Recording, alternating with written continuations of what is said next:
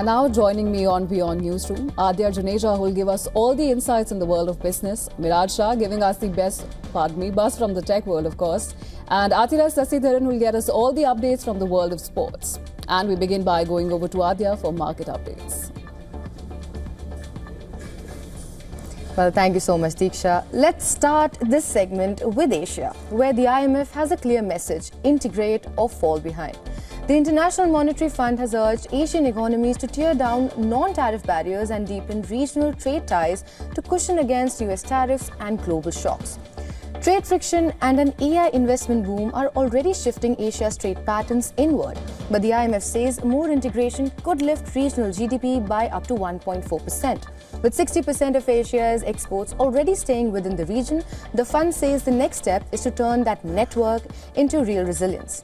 Well, speaking of trade shocks, Japan is feeling the pressure on factory flows. The country's manufacturing sector just logged its fastest contraction in 19 months, with the PMI dropping to 48.3. New orders fell sharply, but export data brought a glimmer of hope. Exports rose for the first time in 5 months. Despite inflation pressures and weak demand, optimism is holding as firms bet on stronger global electronic demand.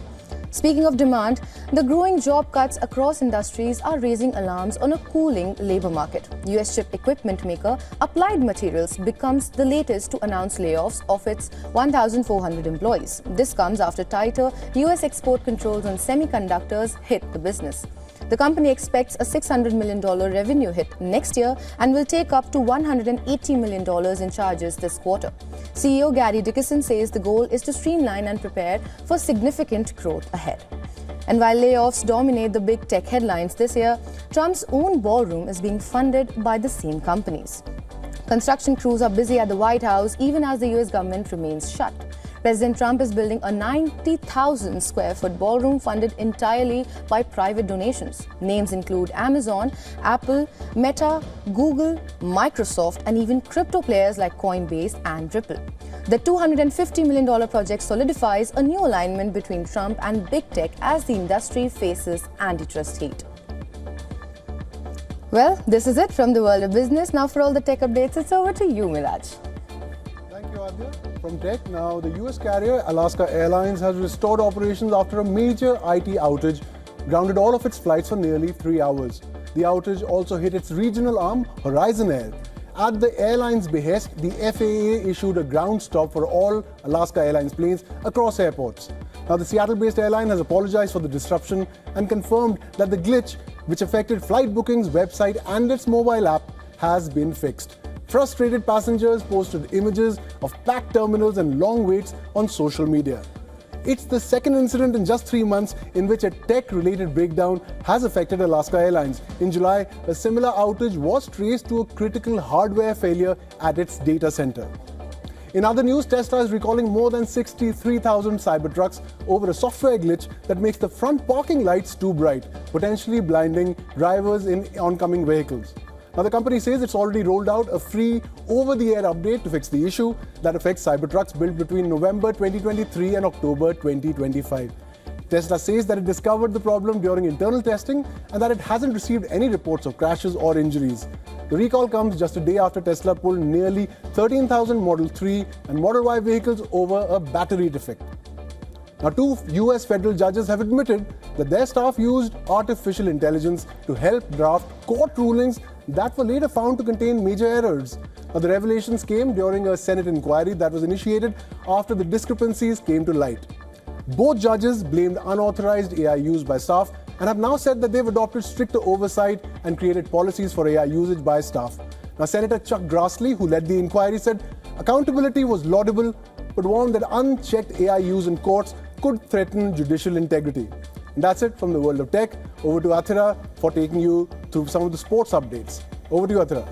Thank you so much, Miraj, for all the tech updates. Now let's look at the top sports stories we're tracking for you at this hour. We'll begin with cricket first. India have booked their final spot of the Women's ODI World Cup semi-finals. The co-hosts bounced back from 3 straight losses to defeat New Zealand by 53 runs via DLS method in Navi Mumbai. New Zealand won the toss and chose to bowl first. Openers Smriti Mandhana and Pratika Rawal stitched a commanding 212-run partnership. Mandhana scored 109 runs and Rawal top scored with 122 runs. India finished on 340 for 3 in 49 overs with Jemimah Rodrigues not out on 76. New Zealand in reply finished on 271 for 8, chasing a revised target of 325 in 44 overs. Over in football now, Lionel Messi's American dream is set to continue. The 8-time Ballon d'Or winner has signed a new contract with Inter Miami. It will keep him in the Major League Soccer until the end of the 2028 season. The deal is reportedly worth $60 million per year and $150 million in total.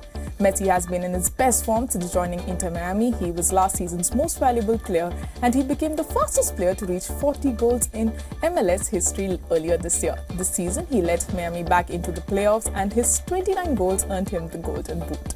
Over in tennis now, Saudi Arabia's influence in tennis continues to grow. The kingdom is set to host an ATP Masters 1000 event from 2028. The tournament will be operated and owned in Saudi Arabia.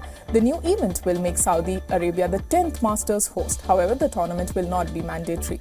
Saudi Arabia already hosts the WTA finals and the next-gen ATP finals. Over in athletics now, women marathon world record holder Ruth Chepngetich has been banned for 3 years. This after the Kenyan admitted to anti-doping rules violations.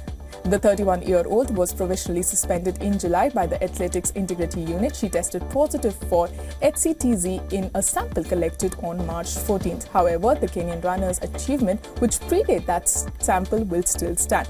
That includes her world record time of 2 hours, 9 minutes and 56 seconds set in Chicago in October 2024. Well, with that, we have come to the end of the sports segment. It's back to you, Diksha. Right. Thank you so much, Athira, Miraj and Adya, for getting us all those updates from the world of sports, tech and business.